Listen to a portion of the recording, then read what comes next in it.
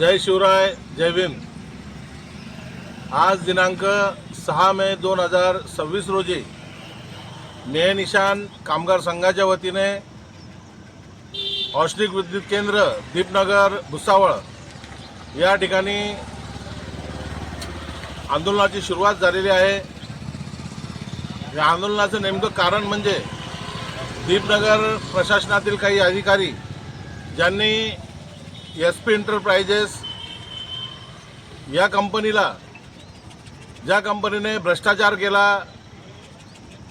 कंत्राटी कामगारांचं शोषण केलं, त्या कंपनीच्या ठेकेदाराला पाठीशी घालण्याचं काम ज्या अधिकाऱ्यांनी केलं, त्या अधिकाऱ्यांच्या विरोधात तसंच SP एंटरप्राइजेस या कंपनीच्या विरोधात न्यायनिशान कामगार संघाच्या वतीने आंदोलनाची सुरुवात करण्यात आलेली आहे। आणि हे आंदोलन 8 तारखेपर्यंत ठिय्या आंदोलन म्हणून करण्यात येईल।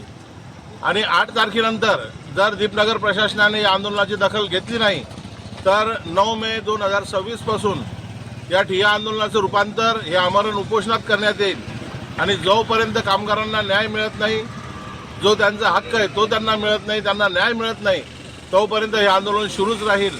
म्हणून मी जिल्हाधिकारी महोदय, आमच्या जळगाव जिल्ह्याचे SP यांना नम्र विनंती करतो की त्यांनी तात्काळ या आंदोलनाची दखल घेऊन या कामगारांच्या न्याय हक्काच्या विषयी गांभीर्याने विचार करून त्यांना न्याय द्यावा आणि लवकरात लवकर यांचे प्रश्न सोडून SP एंटरप्राइजेस या कंपनीला ब्लॅकलिस्ट करावं। आणि जे अधिकारी या कंपनीला पाठीशी घालण्याचा प्रयत्न करीत आहे, ज्यांनी SP एंटरप्राइजेसच्या भ्रष्टाचारात सामील होऊन शासनाची दिशाभूल केली आणि आर्थिक लूट केली, त्यांच्यावर सुद्धा निलंबनाची कारवाई करण्यात यावी।